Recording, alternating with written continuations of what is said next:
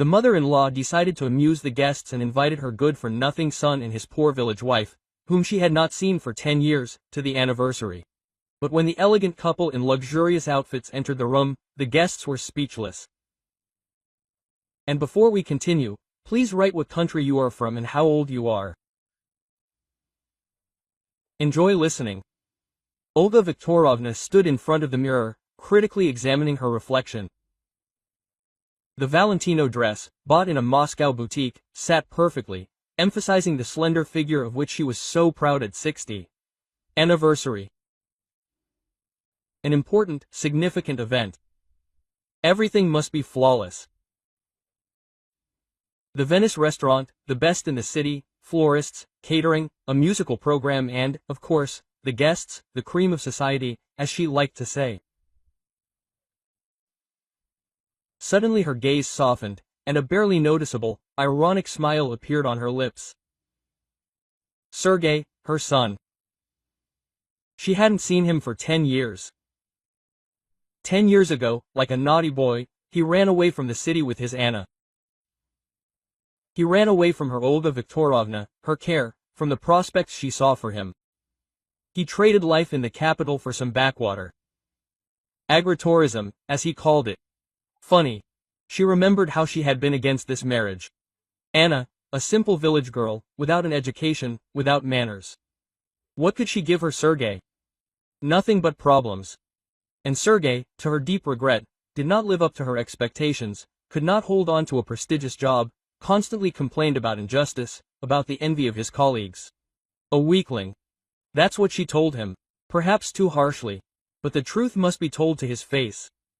And now, 10 years later, she decided to invite them. Not because of a suddenly awakened motherly love, of course, but rather out of curiosity.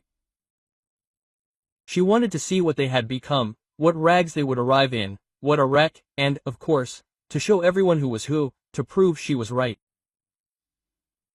She went to the window, which overlooked the city. Fuss, movement, life. And there in the village, what peace and quiet, cows and chickens, mortal melancholy. Suddenly her sister Irina entered the room. "Well, are you ready to shine, our star?" she asked cheerfully. Olga Viktorovna turned around and gave her sister an appraising look. Irina, as always, looked elegant, but without unnecessary pretentiousness. Practically, Olga Viktorovna answered, returning to the mirror. "But I'm thinking about my long-awaited guests." "Who are you talking about?" Irina asked, sitting down on the edge of the bed. "About Sergei and Anna, of course." Olga Viktorovna smiled. "I can just picture my village Cinderella showing up in her rubber boots." Irina laughed. "Oh, I can't. I can just picture that. And Sergei probably drank himself to death in his village." "I wouldn't be surprised," Olga Viktorovna shrugged. "He was always spineless. And this Anna? I don't even know what he saw in her." "Love is blind," Irina noted philosophically. "Although, what kind of love is that? More like hopelessness." Olga Viktorovna nodded in agreement. "The main thing is that they don't ruin my holiday," she said, frowning. "I put so much effort into it." "Don't worry so much," Irina reassured her. "Let's laugh a little and forget. But there will be something to remember." "That's exactly it," Olga Viktorovna confirmed. "Let them know their place, otherwise, you know, they'll think too highly of themselves." She went to the dressing table and picked up Chanel No. 5 perfume. The unchanging scent that had accompanied her all her life.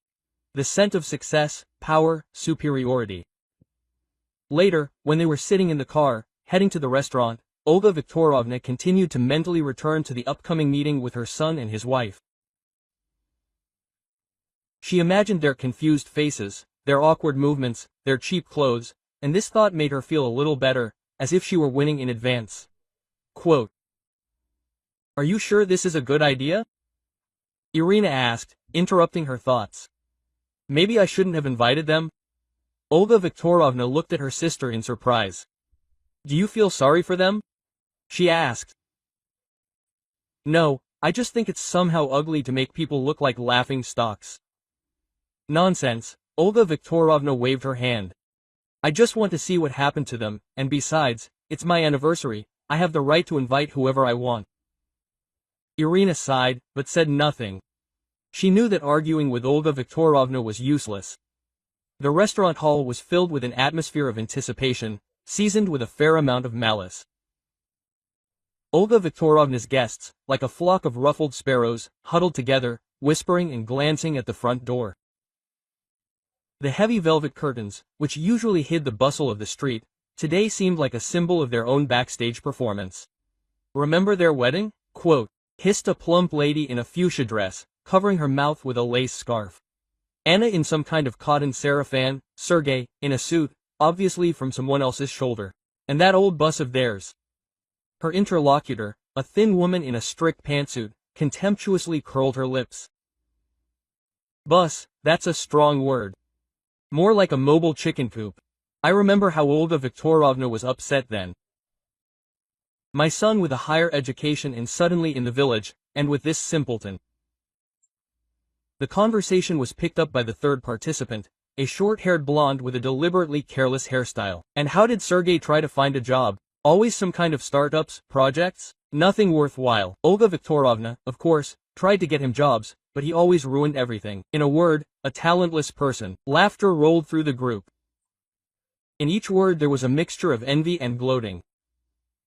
Envy of Olga Viktorovna's position and gloating over the fate of her son. They were sure they were right, that they belonged to high society, where success was measured not by hard work, but by connections and a successful marriage. Off to the side, at the bar, two men dressed in expensive but old-fashioned suits were discussing the situation from a more practical point of view. Sergei, of course, was always a little in the clouds, said one, sipping cognac. But to go completely underground like that, I don't understand. Come on, replied the second, adjusting his glasses. Maybe there's money there. All sorts of eco-farming and agritourism are in fashion now, although, I doubt it. Knowing Olga Viktorovna, she would have long ago blabbed about their successes, if they had any. Quote. As the guests arrived, the tension in the room grew. Olga Viktorovna nervously glanced at her watch.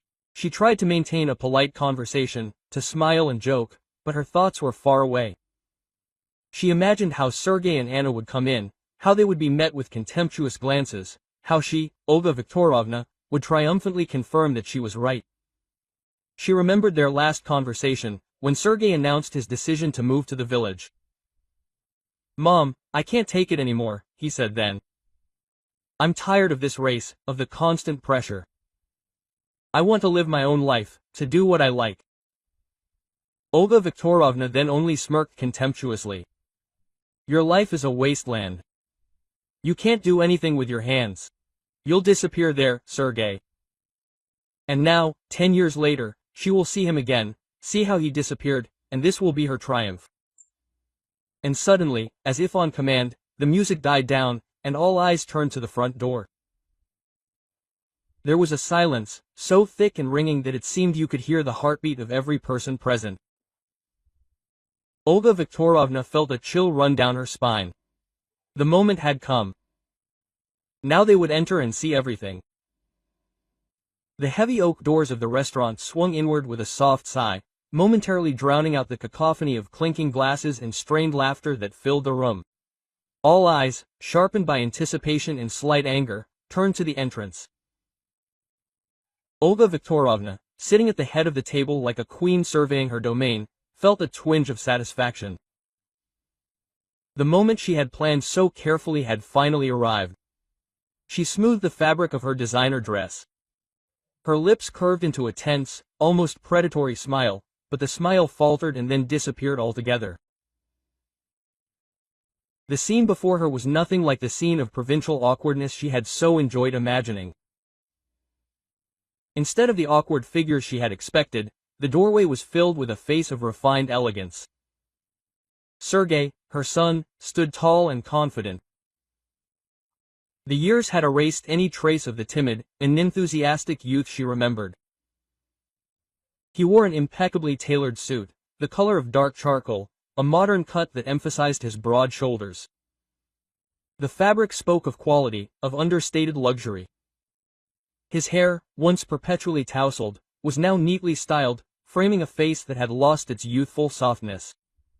It had been replaced by delicate lines that spoke of hard work and quiet determination. But the real revelation was Anna. She moved with a grace that was completely at odds with her supposed country background. Her every step radiated self-confidence. The simple country girl Olga remembered was gone, replaced by a woman of undeniable sophistication. Her dress, a creation of deep blue, shimmering faintly in the soft light of the restaurant, was a masterpiece of understated chic. It flowed around her figure like liquid night, emphasizing a form sculpted by physical labor but still feminine. An elegant diamond necklace glittered around her neck, a quiet symbol of wealth that Olga would never have considered possible. They walked to the table with synchronized, almost regal bearing.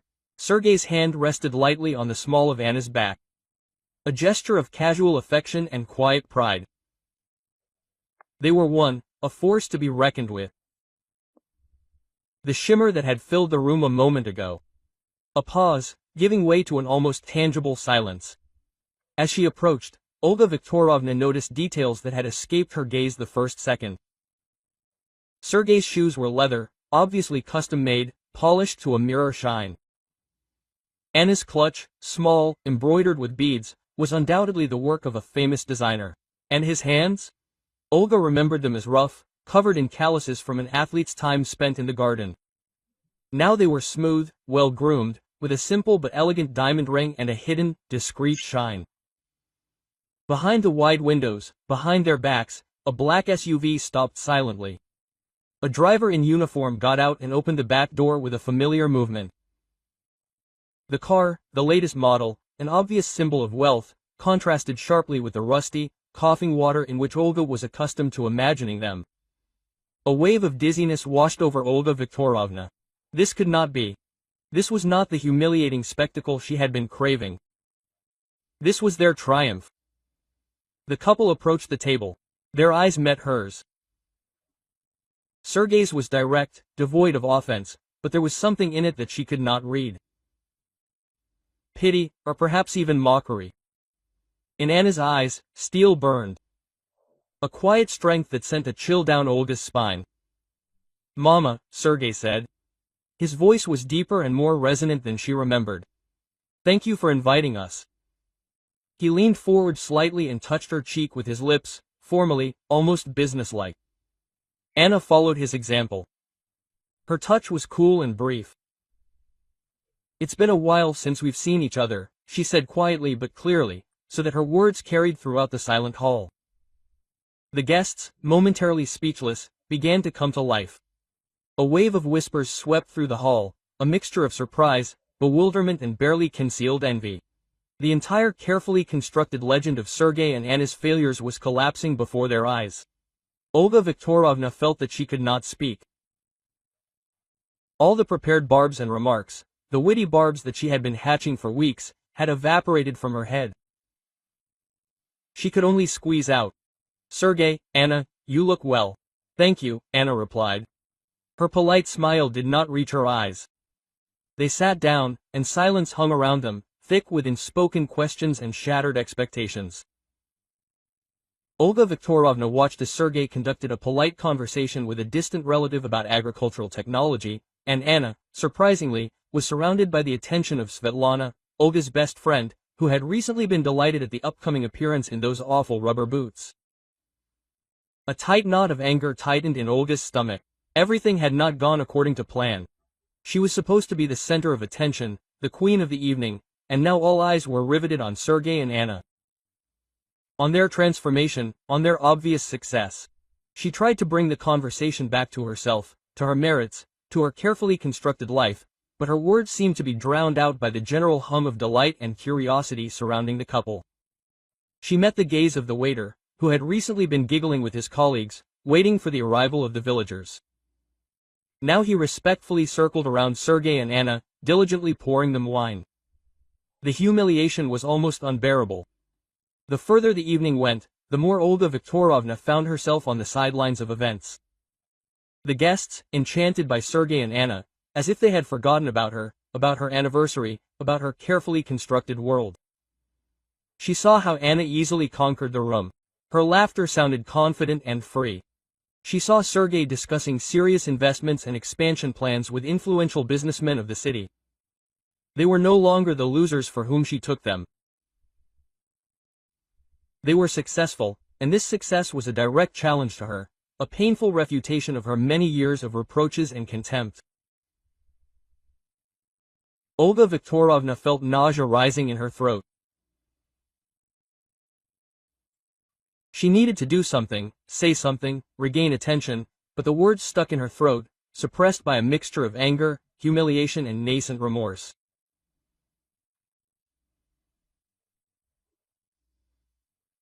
She looked at her son, at the man he had become, saw the strength and quiet dignity that she had not noticed before, and looked at Anna, the woman who dared to cross out her expectations and build her own life on her own terms. And for the first time, Olga Viktorovna wondered if she had been wrong all this time. The air was thick with tension that could have been cut with a knife. Olga Viktorovna, who had recently been basking in the rays of everyone's attention, suddenly felt uncomfortable at her own party. She mechanically adjusted the necklace on her neck, trying to regain at least a bit of her former composure. But the glance that slid over the faces of the guests indicated that the focus of attention had shifted. All eyes were riveted on Anna and Sergei, who were standing at the table with imperturbable dignity. There was a pause, long and deafening. The DJ, apparently sensing something was wrong, turned down the volume of the music to a barely audible background. Someone cleared their throat, trying to diffuse the situation, but in vain. Olga Viktorovna felt her inner irritation, mixed with panic, growing. She was used to being in control of the situation, to be the mistress of the situation. Now she felt like a puppet, twitching to someone else's tune. And so, as if obeying an unspoken signal, Anna raised an elegant glass of champagne. Her movements were smooth and confident, and her gaze, directed at Olga Viktorovna, was calm and benevolent. There was not a shadow of malice or triumph in this gaze, only a slight irony that touched Olga Viktorovna more than any insults. "Dear Olga Viktorovna," Anna began in an even, melodic voice that echoed throughout the hall. "Sergei and I are very happy to be here today, at your anniversary. Thank you for the invitation." The guests froze in anticipation. Curiosity and anticipation were visible in their eyes. Olga Viktorovna felt the blood drain from her face. She swallowed convulsively, trying to squeeze out at least some semblance of a smile. "And, taking this opportunity," Anna continued, slightly bowing her head, "I would like to express my gratitude to you for choosing our restaurant to celebrate such a significant event." The hall fell silent. It seemed as if even time had stopped. Olga Viktorovna felt the world around her begin to blur. "Our restaurant," these two words sounded like a bolt from the blue. In an instant, everything fell into place. A luxurious dress, an expensive suit, an SUV with a driver. It all made sense. Anna, the owner of this chic establishment. Anna, whom she considered a village Cinderella, a simpleton, a loser. Olga Viktorovna tried to smile, but the smile was strained and unnatural. Irritation and anger splashed in her eyes, which she could not hide. She felt nausea rising in her throat. Her entire carefully constructed picture of the world collapsed in an instant. "Anya," she muttered, stumbling. "This is very unexpected." Anna only smiled slightly in response, without saying a word. Her look said a lot. She proved her point without resorting to insults or reproaches. She was simply herself, a successful, self-confident woman who had nothing to prove. Sergei, who was standing next to Anna, put his hand on Natalia's, as if supporting her. He also looked at his mother with slight irony, but there was also sadness in his gaze. It was as if he was saying, "Mom, why did you do this? Why did you try to humiliate us?" Quote. At that moment, Olga Viktorovna felt not just humiliated, but pathetic. She saw in the eyes of her son and daughter-in-law not contempt, but regret. And that was the worst thing. "Well," Anna said, breaking the prolonged silence. "We have to go. Thank you for a wonderful evening." Quote. She turned to the guests and gave them a radiant smile. "It was very nice to meet you all. I hope you enjoy our restaurant." Quote. Then Anna took Sergey's arm and they headed for the exit. The guests, as if awakening from hypnosis, began to follow them with admiring glances. Someone even tried to start a conversation, but Anna politely declined all attempts.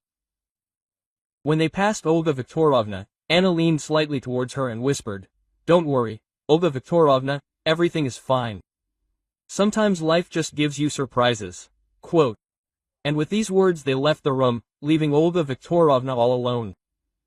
Silence reigned in the restaurant. The guests whispered, discussing what had happened.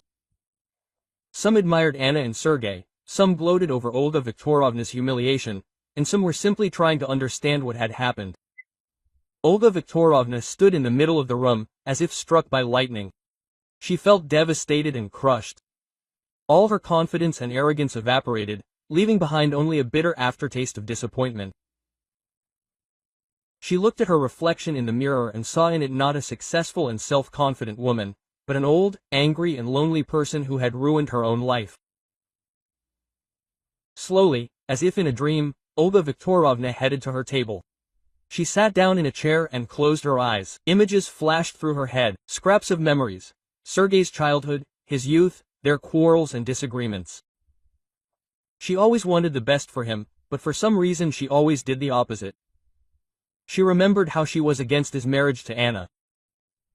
She thought that Anna was not a match for her son, that she was too simple and uneducated. She dreamed of another daughter-in-law, from her circle, from a rich and influential family. But Sergey chose Anna, and Olga Viktorovna could never forgive him for that. She opened her eyes and looked at the empty glass of champagne. The light from the chandelier was reflected in it, creating intricate patterns. Olga Viktorovna took the glass in her hands and squeezed it so hard that her fingers turned white. At that moment, she realized that she had made a huge mistake. She had spent years trying to prove that she was right, instead of simply loving her son and accepting his choice. She was blinded by pride and vanity, and as a result, she lost the most precious thing that she had, a family. Tears streamed down her cheeks. She was not crying from humiliation, but from the realization of her guilt. She was crying about lost time, about ruined relationships, about her stupidity and cruelty. Suddenly Olga Viktorovna felt someone put a hand on her shoulder. She shuddered and opened her eyes. One of the waiters was standing in front of her. "Olga Viktorovna," he said quietly. "Are you feeling unwell? Maybe you should call a doctor?" Olga Viktorovna shook her head. "No, thank you. Everything is fine. It's just that today was a very hard day." The waiter looked at her sympathetically. "I understand," he said, "but there's no need to be so upset. Everything will work out." He removed the empty glass from the table and offered Olga Viktorovna a glass of water. "Please drink this, you will feel better." Olga Viktorovna took the glass and took a few sips. The water calmed her down a little. "Thank you," she said to the waiter. "You are very kind." "You are welcome," he replied. "That is my job." He smiled and walked away from the table. Olga Viktorovna sat in a chair and looked out the window. It was getting dark outside. The city was turning on lights, as if trying to dispel the darkness. Olga Viktorovna also wanted to dispel the darkness in her soul. She knew that she had a long and difficult path to redemption ahead of her, but she was ready for it. She decided to change her life and try to regain the love and trust of her loved ones. She understood that it would not be easy, but she believed that everything was possible if she put in enough effort. She was ready to start from scratch.